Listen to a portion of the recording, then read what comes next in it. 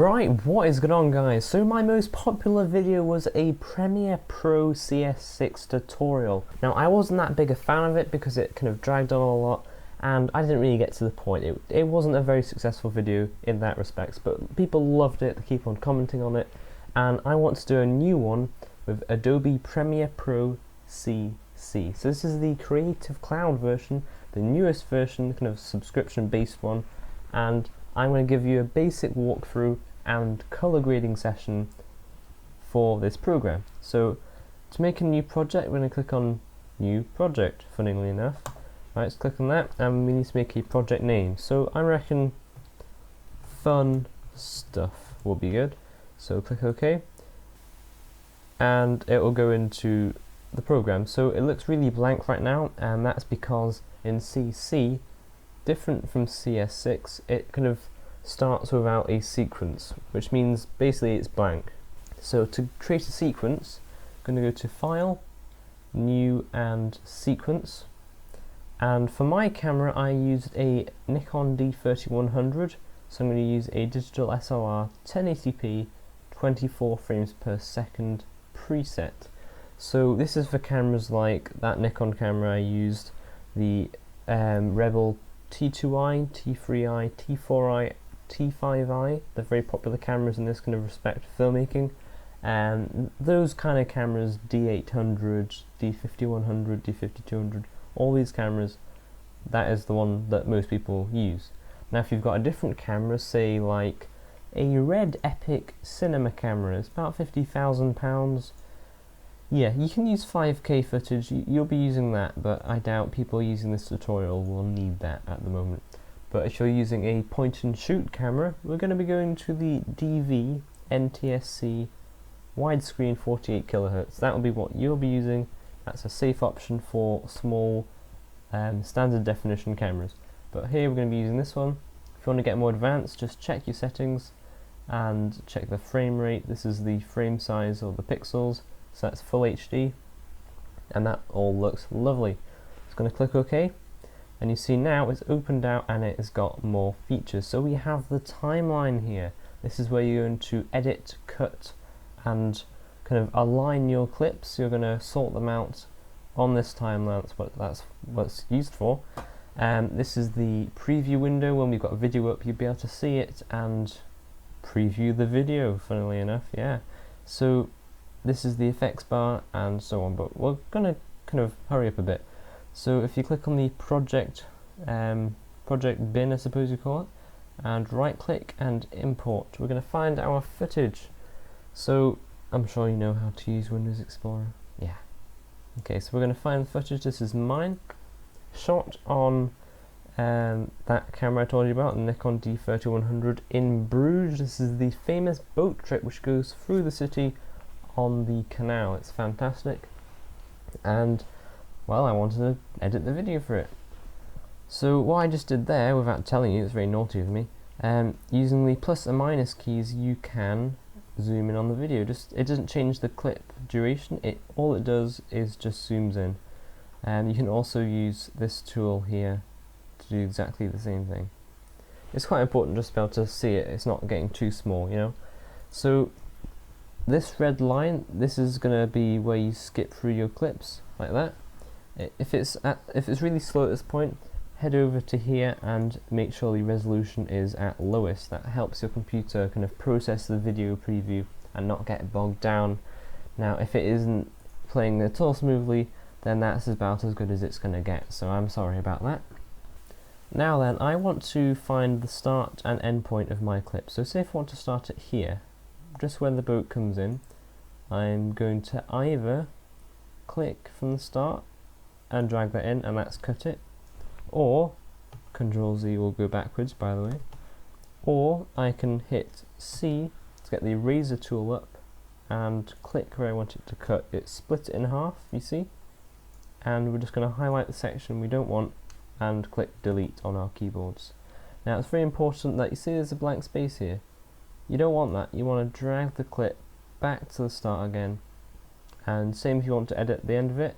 Say I want it to stop there, just drag it back again and that will cut it. So you can see what you've done there. That's lovely. Now, I shot this flat on my DSLR, which basically means I've made the footage deliberately dull and colourless so I can change it in post, which is what we're doing right now. This is just it's good practice to do this, and I'm going to show you what I do. So if we go to Effects panel and Video Effects, now this is the thing, I use Magic Bullet Suite to sharpen, denoise and so on, as well as colour grading. So I'll be using Color Steiner 2, so just click and drag over onto the clip. But if you don't have that, because it does cost, you're going to have to use Color Correction, scroll down, and the Fast Color Corrector. But it's very, very similar, just it looks different, okay? So we haven't put that on, we've just used the Color Steiner one because that's what I prefer. Scroll down, you have a good look at that. That's what we'll be using. And again, really recommend this one. It is a really good program. I prefer it for the inbuilt color correctors. It's just nicer. Philip Bloom also uses it for his color correction, which is always a good sign. Good old Bloomy, eh? So we're going to use this to brighten the colors up and make it look realistic, because right now it's just really dull. So there's lots of different things you can do, but what I normally do and what is good practice is to do the general, taking the shadows, just click and drag, taking the shadows to the blue section. Now it may be a bit slow, but that's fine, you just have to live with that, I'm sorry. Taking that to the blue, okay, it may have got darker, don't worry about that at the moment. Using the mid-tones, taking that to the warmer tones, so you like yellow, orange, red, like so. And you can leave the highlights if you want to. I normally do, unless, say if you've got a white wall and you want to change the colour of the wall, that you'd be using the highlight tone for that. But for skies, you want to keep it a normal colour. That's just a general rule that I keep to. But we'll just leave it at that for the moment. Now also, you see, it still is dull, isn't it? It doesn't look normal. So we're going to take up the saturation just by clicking and dragging. Now I'm going to take all the way up to full, like that. There we go. But also it doesn't look very contrasty, it still looks flat. And most people, to add contrast, will pull down the shadows like so. Now that's not the way to do it, because if you look, it actually crushes the detail, it crushes the shadows in fact, and you lose detail there, which is really bad, it's unprofessional. So what I do, and what the professionals do, is you take down the mid-tones, like so, just only a bit, like that. Notice it gets darker, that is fine, because you then correct it using the highlights, like so. So use the highlights, and we're just purely using it to get the right exposure. Now be careful not to clip any of your highlights, which means basically don't have it too bright, because then you'll lose detail in the highlights. Okay, so that's looking a lot better now, and if you want a comparison of how it looked before, just go back up, and this normally shocks people, it shocks me, because you're going to forget about how it used to look. And next to the colour steamer there's an FX button. Click that, and that's what it looked like when we started. Quite amazing, isn't it? Tick it, and that's where we've got to. So it's really quite nice. If you do notice, say if you wanted to zoom in on the picture, just check things, go to fit and choose your zoom percentage. I'm going to choose 150 and click the H on your keyboard to pan around the image. So I just want to check something here. You see that's a shadow there, it's a blue shadow thanks to our color correction, that's fine. But if we toggle this off, we have actually lost the detail. There used to be bricks there. We don't want to lose the detail, so what you can also do is bump the exposure up in the shadows a bit, and see that's coming back again quite nicely, and we've got the detail back from how it used to be. There we go, toggle, it's back how it used to be now. So if you want to get back to the same zoom, go back to fit, and I'll toggle our settings back on again. But we have lost a bit of contrast, so remember what we did to add contrast? Simply go to the mid-range and take it down again, and we've still got the full dynamic range and it looks lovely. Now another popular thing that people want to do is make it super widescreen, so i.e. black bars across the side, or the top and bottom. Now in my last tutorial I mucked up because I told you to get a printout of black and white bars and simply put it over the top. That was a load of rubbish, I'm sorry for that, and people keep on asking. I'm sorry, leave it, okay? If you want to add black bars, go to File, New, Sequence, so remember we did this before, and go back to your preset again, but then go to Settings, and this is going to depend on the resolution of your camera, but say if it's full HD like mine, go to Horizontal, no, got that one wrong again, Jason, okay, go to Vertical, and change it to 800, and notice when you click off, it changes it to 12 by 5, that is anamorphic ratio film. So that is basically anamorphic comes from an anamorphic lens which is stretched to the super wide viewing angle, which is 12 by 5. So if you're using 720p, I'd recommend 5 or 600 pixels vertical, and same, I'm sure you can work this one out, just get the right ratio, 12 to 5 is ideal. Then click OK, and you notice it's add a second tab. This is sequence 2, that was what we worked on before, and this is the new one. See, it's a really wide box there compared to the last one. So you think, oh, I don't want to do all that again. That's fine, you don't need to. You just click, copy what you've just done here, go to sequence 2, and use Control V on your keyboard to then add it back in again. And you see it is now made that widescreen, which is lovely. And also, if you go to motion up here, expand that, you've got room to crop it a bit. So there you go, you've got a better view now. One more thing, if you zoom in again, remember how you zoomed in? Go to 150, that's what I normally use. And the detail's actually quite soft. That's because when I shot it, deliberately took the sharpness down to avoid some complicated things which I'll talk about later in another tutorial.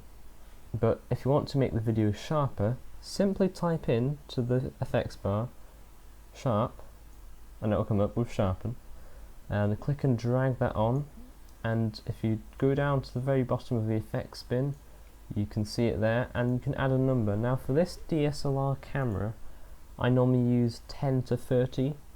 Now if you add too much it will look quite horrible, but I'm going to try 20, and there you go.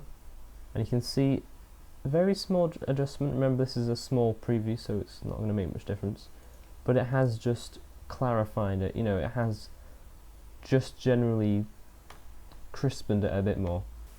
So this was a basic tutorial using Adobe Premiere Pro CC. That is all we've done. So if you take them off again, you can see the improvement. We've gone from flat to graded and sharpened.